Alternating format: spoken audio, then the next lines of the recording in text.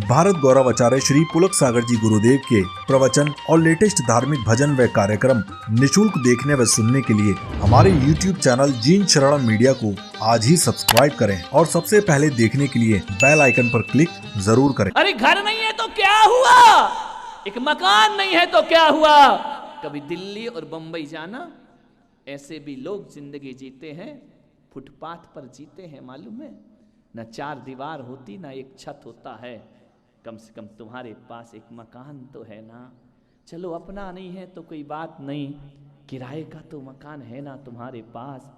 किस बात का दुख है। वो लोग कैसे जिंदगी जीते होंगे जिनके पास ना किराए का मकान होता ना अपना होता है, फुटपाथ पर रात गुजारते हैं, बारिश हो या ठंडी सारी जिंदगी गुजार दिया करते हैं। वो भी तो हंसते होंगे कभी, उनके जीवन में भी तो कभी आनंद की किरण आती होगी ना। किस बात का दुख लेकर के आप जी रहे हैं अपनी जिंदगी में। एक को दुख है मैं सुंदर नहीं हूं।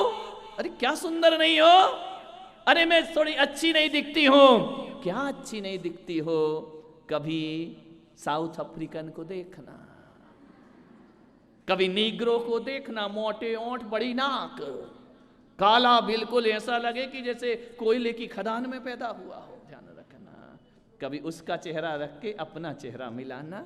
ध्यान रखना, उस दिन तुम्हें लगेगा कि नहीं मैं भी दुनिया में सुंदर हूं। ध्यान रखिए, किस बात का गम है, किस बात का दुख है आपको अपने जीवन में। विचार करिए, सोचिए। आपको परेशानी है, आपको दुख है, मेरी हाइट अच्छी नहीं है।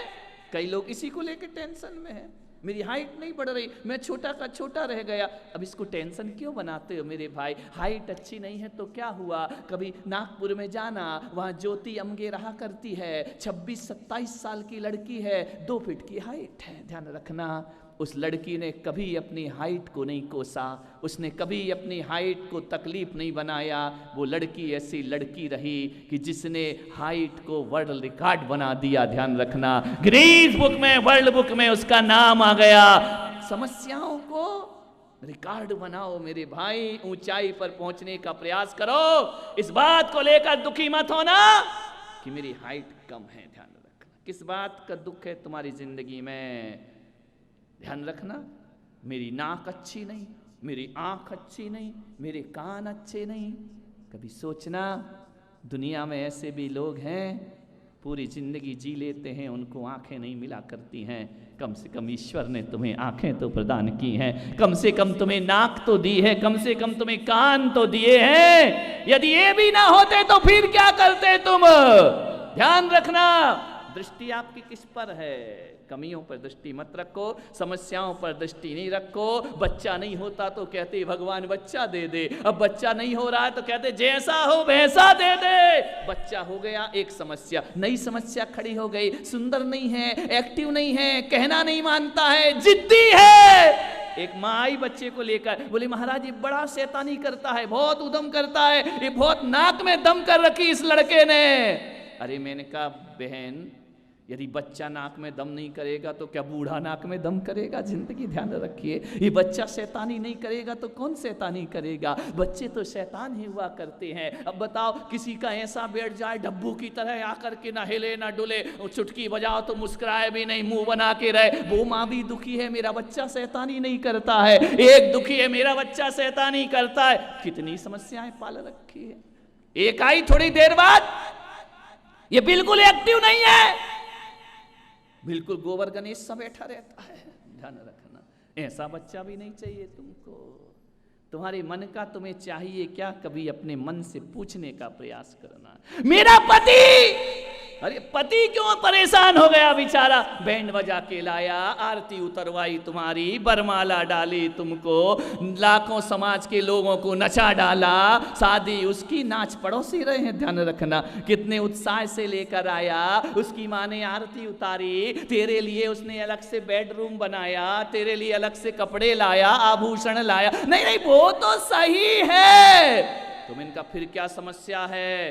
बोले घुमाने नहीं ले जाता है। तेरा सत्यानाश, घुमाने कम से कम इसको समझाओ महाराज, महीने में एक बार तो घुमाने ले जाए। कभी तो ढाबे का खाना खिलाए, कभी तो ले जाए 5 स्टार होटल में। घर में ही घुसे रहो, घर में ही घुसे रहो। ऐसा पति मिला है। अरे मेरे भाई, जिंदगी वो भी गुजारते हैं जिनके पति नहीं होते हैं। कम से कम तुम्हारे पास तुम्हारा पति तो है। ध्यान रखिए, जिंदगी को समझने का प्रयास करिए। तकलीफें पैदा कर लेते हैं हम अपनी जिंदगी में। ये ऐसा नहीं करता, वो वैसा नहीं करता। मैंने बताया था ना, एक दिन एक महिला रोते रोते आई, बोले महाराज जब से आए हो मैं रोज मंदिर आ रही हूं, रोज धर्म ध्यान कर रही हूं। मैंने कहा अच्छी बात है, बहुत बड़ा उपकार किया तूने मुझ पर। बोले नहीं नहीं ऐसी बातें मत करो। तो मैंने कहा मैं समस्या लेकर आई। मैंने कहा क्या समस्या लेकर आई है? बोले मेरे जो ये है ना। मैंने कहा ये माने कौन होता है? बोले ये अब मुझे क्या मालूम भाई कि तुम्हारे यहाँ ये क्या होता है।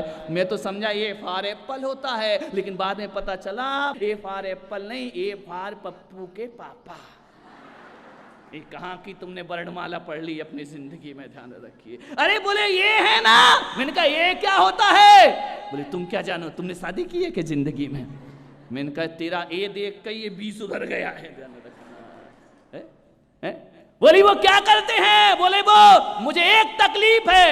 मैंने कहा झगड़ता है? बोले नहीं बिल्कुल नहीं झगड़ता, बिल्कुल देवदास है, नहीं लड़ता। बोले नहीं लड़ता। तुम इनका क्या करता? तुझे पैसे नहीं? अरे पैसे तो इतने देता है, लुटा देता है मेरे ऊपर पैसे। तो मैंने कहा देवी अब क्या तकलीफ है? मैंने कहा एक बात बता, वो ज्यादा उसके मकान, अरे मकान भी है महाराज, तुम कहाँ फालतू की बात करते हो? तो मैंने कहा तेरी तकलीफ क्या है? बोले तकलीफ इतनी है कि सबके पति मंदिर आते हैं, मेरा नहीं आता है। अब देखो फोकट की समस्या तुमने अपने सिर पे उठा ली। सबका आता है, मेरा नहीं आता है। अरे तुम इनका रोकता तो नहीं? नहीं रोकता नहीं है। राजा बाजार मंदिर आता है, बाहर मोटरसाइकिल खड़ा करता है, मुझसे कहता है तू पूजा करके महाराज के दर्शन करके आ, फिर वापस चलेंगे। छोड़ने भी आता है, लेने भी आता है। अरे मैंने कहा पगली अब दुखी काय को हो रही है जिंदगी में? कई ऐसे पति हैं जो आते भी नहीं और आने भी नहीं देते हैं। तेरा पति दुनिया का सबसे अच्छा पति है। बोले क्यों अच्छा है? मैंने कहा लेने भी आता है, छोड़ने भी जाता है, और कभी कभी तू लेट हो जाती है तो बाहर इंतजार भी करता है। बोले हाँ हाँ वो तो करता है। मैंने कहा पागल, जितना इंतजार तू मंदिर में भगवान का नहीं करती है, उतना वो रचना ट्रेडर्स में खड़ा होकर तेरा इंतजार करता है। मान्य सोचना है आप।